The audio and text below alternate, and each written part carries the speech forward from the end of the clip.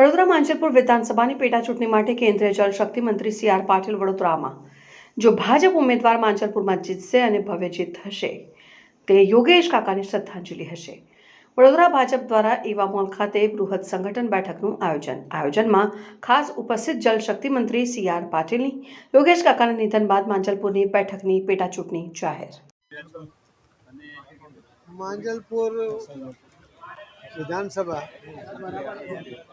એ વર્ષોથી ભારતીય જનતા પાર્ટીનો ગઢ રહ્યો છે।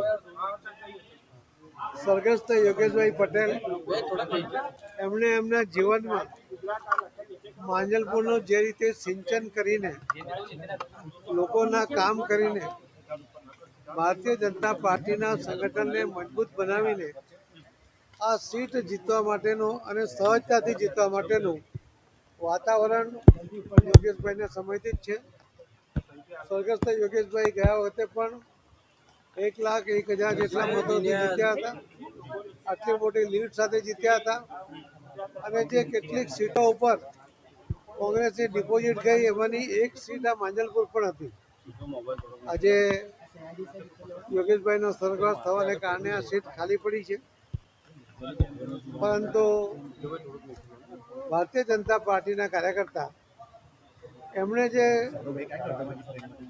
કામ કર્યું છે, એમણે જે ચેતારેલી કેડી ઉપર આગળ વધવા માટે ભારતીય જનતા પાર્ટીનો કાર્યકર્તા એ તૈયાર છે અને એટલા માટે અમને વિશ્વાસ છે કે યોગેશભાઈના કામોની સુવાસને લઈને જ્યારે અમે આ ઇલેક્શન જીતીશું અને એ જીત ભવ્ય હશે, એમને શ્રદ્ધાંજલિ આપવા જેવી હશે એવો અમે ચોક્કસ હું માનું છું।